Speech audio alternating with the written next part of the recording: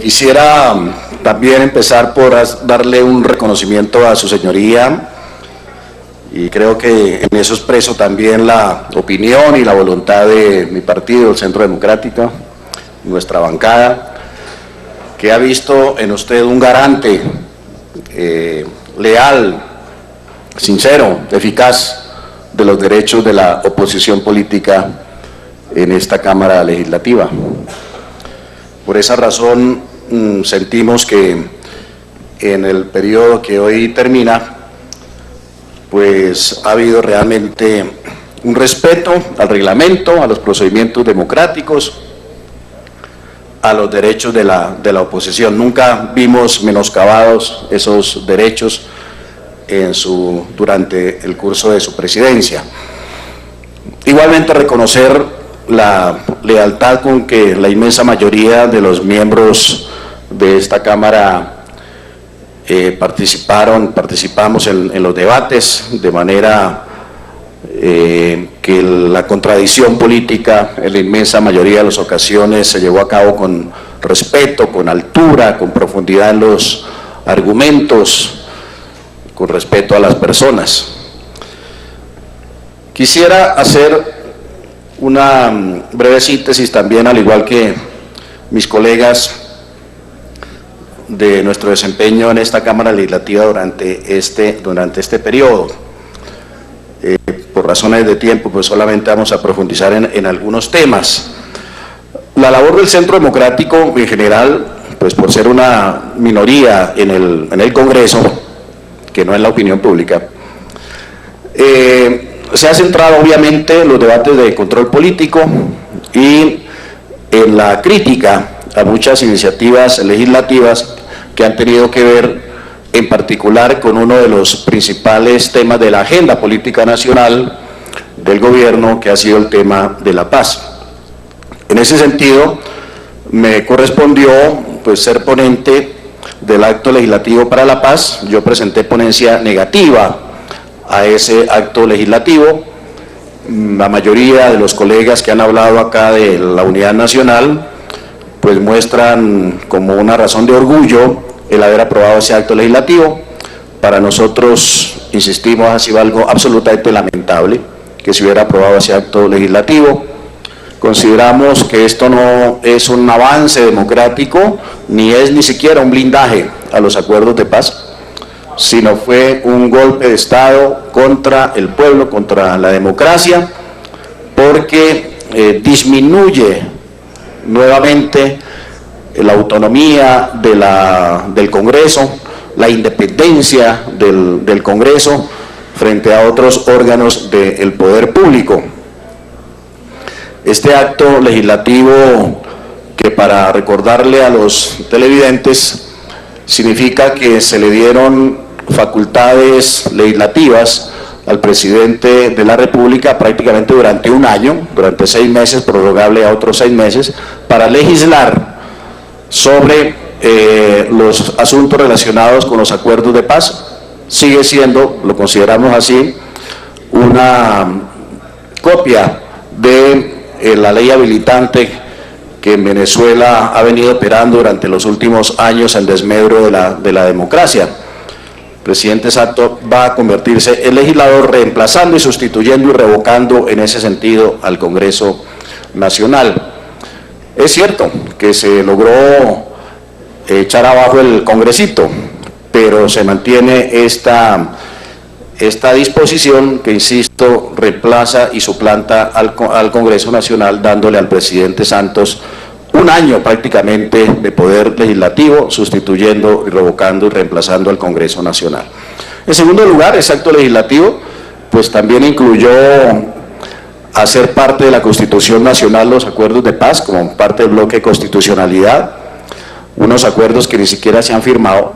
que ni siquiera se conocen, van a ser parte del bloque de constitucionalidad y se convertirán en referente obligado en adelante de las políticas públicas relacionadas con los temas que estén concernidos o incluidos en los acuerdos de La Habana, con lo cual pues prácticamente se convirtió en constituyente a las FARC con este acuerdo de paz.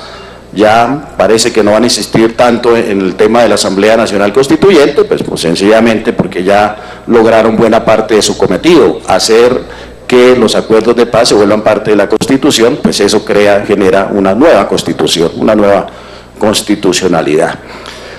A eso también nos opusimos. Y finalmente, al tercer componente importante de ese acto legislativo, que es crear una vía rápida para que se realicen reformas constitucionales que desarrollen los acuerdos de paz, por iniciativa del presidente de la República, iniciativas que no podrán ser tocadas ni modificadas sin permiso del presidente de la República en el Congreso Nacional, lo cual también disminuye y coarta la autonomía del Congreso, la independencia del Congreso Nacional, que simplemente va a adoptar una posición de notario frente a esas iniciativas de reformas constitucionales, no les podrá modificar un solo ápice, una sola coma, y de esa manera esto se convertirá en un simple trámite en el cual el Congreso actuará como notario. Eso disminuye la calidad de la democracia en Colombia. Un minutico para terminar. La paz, estos diálogos de paz, estos acuerdos de paz se están haciendo a costa de la institucionalidad, a costa de la democracia. Presentamos también en esta célula legislativa una iniciativa que fue muy polémica recientemente, para endurecer las penas, los castigos, las sanciones a la inexistencia de los congresistas. Agradecemos que esa iniciativa haya sido aprobada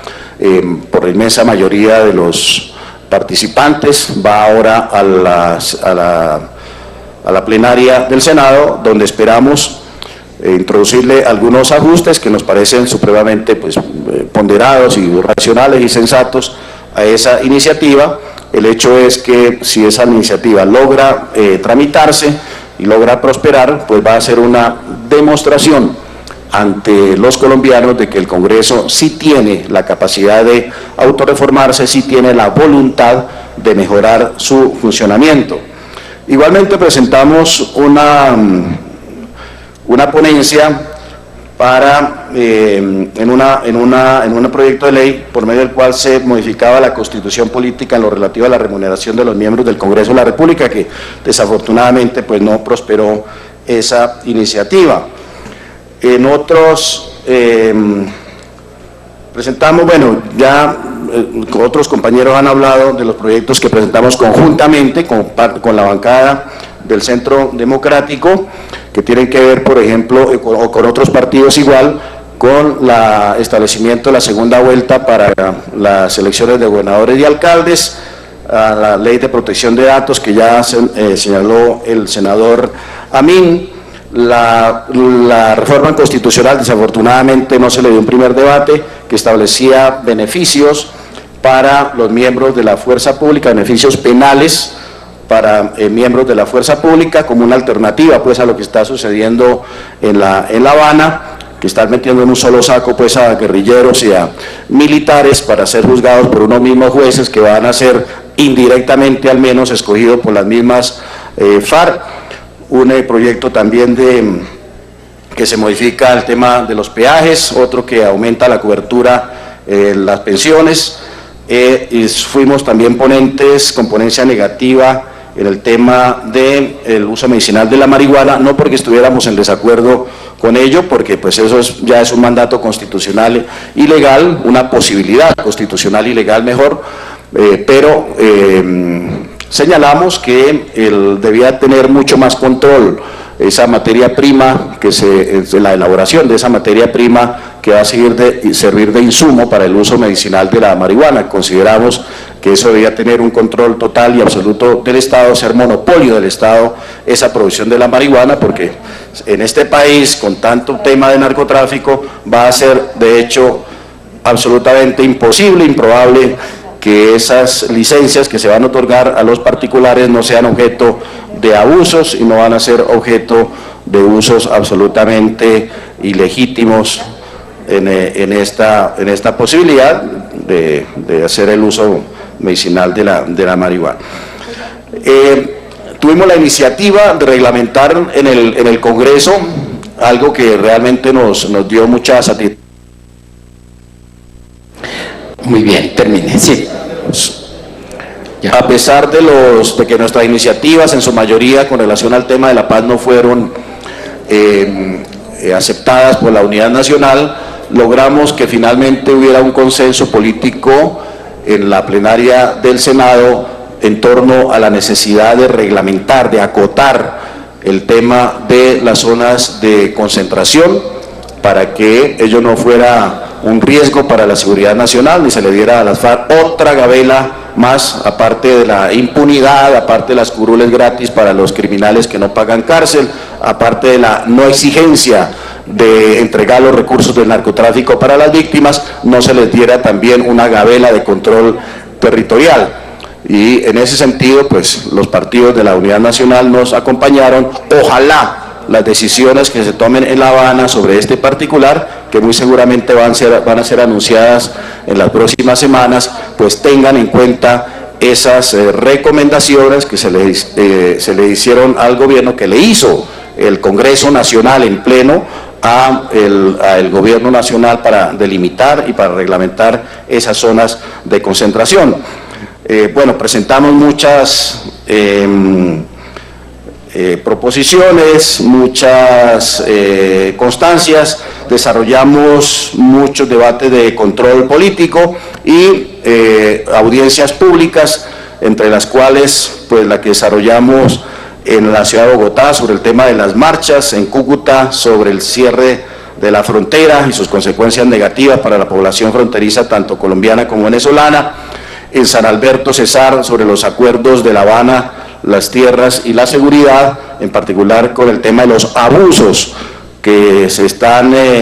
cometiendo con la restitución de tierras. Hay una enorme cantidad de comunidades que desafortunadamente han visto violentados sus derechos legítimos a la propiedad con el abuso de estas leyes, y una audiencia pública que desafortunadamente tuvimos que aplazar en la ciudad de Florencia, también relacionada con los acuerdos de paz. Sucintamente, esta es mi presentación, aprovecho para darle la bienvenida y manifestarnos también con mucha complacencia con la nueva presidencia que va a tener esta comisión a partir del 20 de julio, muy seguramente en manos del senador Carlos Fernando Motoa. Muchas gracias, presidente.